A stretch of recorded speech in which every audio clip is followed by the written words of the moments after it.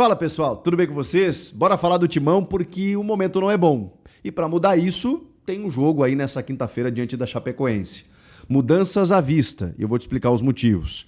E tem negociações envolvendo o ataque também. Chega mais, eu sou o Chico Garcia, inscreva-se no canal e vamos juntos.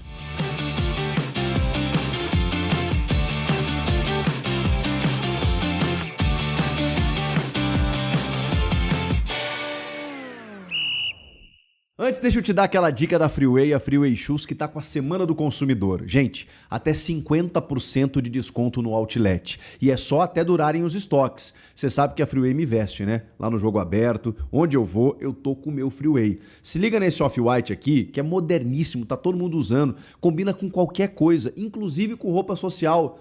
Você mete um terno, vai para um casamento, uma formatura, você tá bem vestido. E essa sandália aqui? A coleção verão tá demais. Olha essa sandália aqui, rapaziada. Você coloca uma bermuda, tá top. Vai pra praia, para um evento, pra piscina.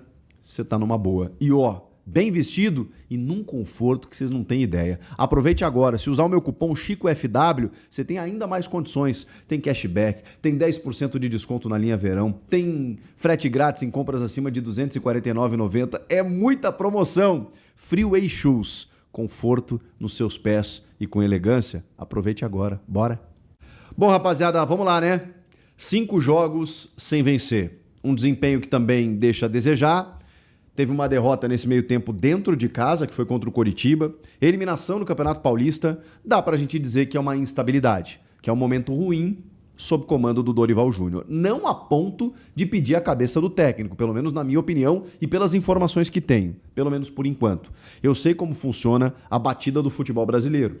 Se isso persistir por mais 10 jogos, ou por mais 5 jogos, né, totalizando 10 jogos de jejum, talvez a gente discuta alguma coisa. Se a gente souber de alguma informação interna de que o Dorival está perdendo a mão e tudo mais, talvez a gente possa conversar sobre isso. Não é o caso. Não é o caso nesse momento. Dorival tem o grupo na mão, a diretoria confia nele, o elenco também, os resultados não estão bons, o desempenho também está insatisfatório. Agora, cabe ao Dorival mudar isso. E ele só vai mudar com resultados e ele tem pela frente alguns jogos importantes. Esse jogo contra a Chapecoense é fora de casa, mas é uma equipe que briga na parte de baixo. E que mesmo sendo na Arena Condá, o Corinthians pode ir lá conseguir uma vitória e interromper essa sequência ruim. Mesmo que ele precise fazer mudanças no time, eu já vou falar sobre isso. Só que depois ele tem o Flamengo na Neoquímica Arena. E aí é aquele jogo grande para você se estabelecer. Não estou dizendo que com tropeço você tenha dificuldades, até porque depois tem a data FIFA e aí o Corinthians fica aí 10 dias, praticamente 10 dias, cerca de 10 dias, aí, uma semana, 10 dias na folga, como todo mundo, né, para poder trabalhar e melhorar na volta. Agora, esses 2 jogos, eles são importantes até para, nessa pausa da data FIFA, você ter uma tranquilidade maior. Se é que tem algum zum para acabar com isso. O grande problema fisicamente, o elenco vem apresentando algumas dificuldades e não é de hoje. Foram 9 jogos em fevereiro. Em março a coisa reduziu exatamente pela eliminação do Paulista. E aí com 12 dias apenas de treinamentos, quando voltou, tomou aquela pancada do Coritiba por 2-0. Então, nesse momento, o elenco está ainda com desgaste e aí talvez ele precise dar uma revezadinha no time para priorizar o jogo contra o Flamengo, que é aquela história que a gente já conhece desse elenco, né? Jogo grande, jogo com vitrine, pode ter certeza, os caras vão se doar um pouco mais. É o que acontece nesse Corinthians, eu já desisti de bater contra isso, isso realmente acontece. Só que contra a Chape, provavelmente alguns jogadores não atuem. O André Carrilho, por exemplo, que vem sendo um titular do Corinthians, né? Eu não acho que ele está no seu melhor nível técnico e físico, inclusive, mas ele vem sendo titular. Ele foi poupado mais uma vez do treinamento. Talvez ele não comece a partida. A gente pode colocar dessa forma. Tem jogadores com 2 cartões amarelos que podem ser preservados para que eles não percam o jogo contra o Flamengo. E eu estou falando de titulares. Ranieri e os laterais. Mateuzinho e Matheus Bidu, que também daqui a pouco podem ter um descanso pela sequência, né? Já que eles são titulares absolutos e o Dorival mexe muito pouco nas laterais. A dupla de zaga, já com uma sequência grande, Gustavo Henrique e o Gabriel Paulista. Gabriel Paulista, inclusive, falhando aí no jogo contra o Santos. Talvez eles ganhem um descanso para colocar o André Ramalho, ter um ritmo de jogo, juntamente do João Pedro Tchoca, que nem foi relacionado para a última partida, para vocês terem uma ideia. Então pode ser que ele faça mexidas nesse sentido, né? Tem a dupla de zaga, tem os laterais, né, que tem 2 cartões e também sequência de jogos. Aí você coloca o Pedro Milans na direita e o Angileri na esquerda. No meio de campo, ele tem opções. Ele tem o Matheus Pereira, que já voltou. Ele tem o Alan, que entrou no segundo tempo do jogo contra o Santos. Ele tem o Breno Bidon, ele tem o André. Ele tem opções para colocar ali no meio, se ele não quiser usar o Raniel, se ele quiser descansar o Bidon, por exemplo, e dar uma titularidade para o Garro, pensando lá no Flamengo com o Bidon de titular, ele pode fazer isso. E no ataque, provavelmente o Memphis não jogue. Né?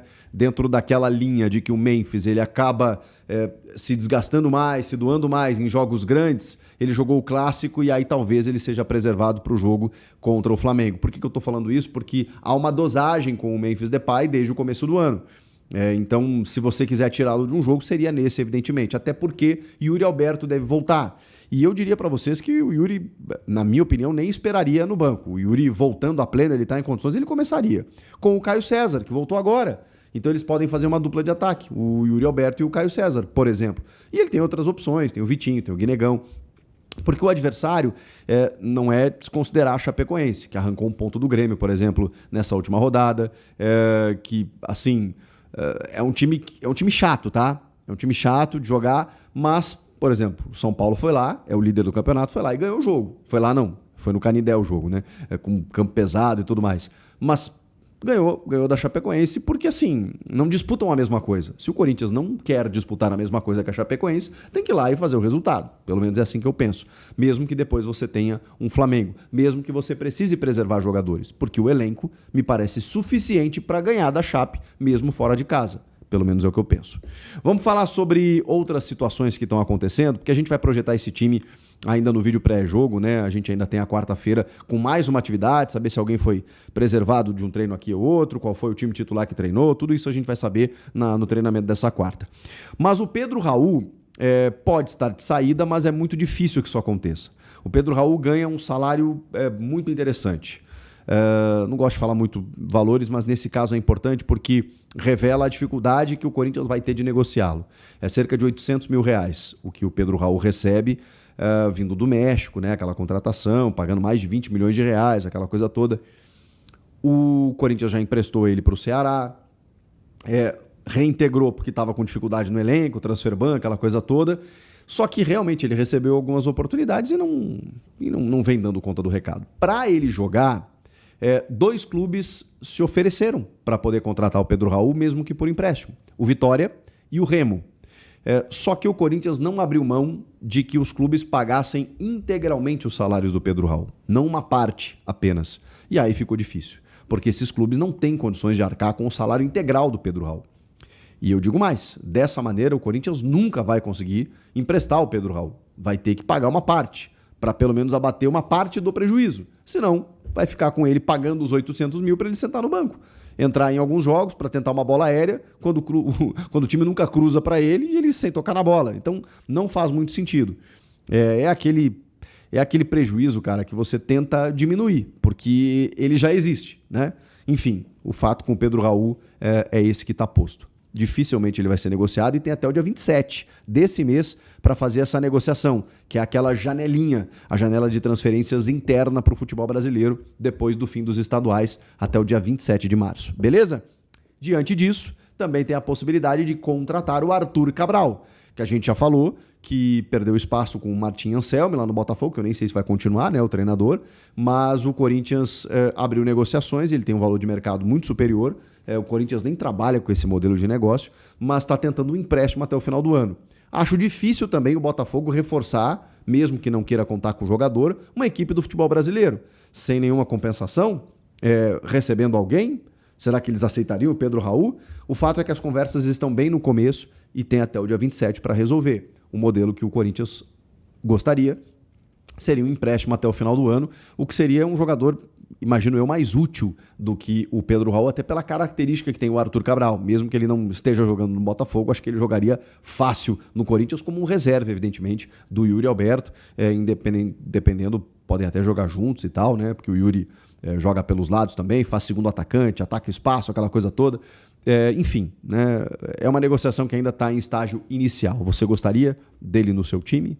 E me conta aí o que vocês acham que o Dorival deve fazer nesse jogo contra a Chapecoense. Tem que interromper essa sequência, né? 5 jogos sem vencer é muito. É uma instabilidade, talvez a maior, que o Dorival esteja enfrentando no comando do Corinthians. Mas o ano é longo, tem muita coisa para acontecer. Comenta aqui, inscreva-se no canal e eu volto na próxima. Tchau!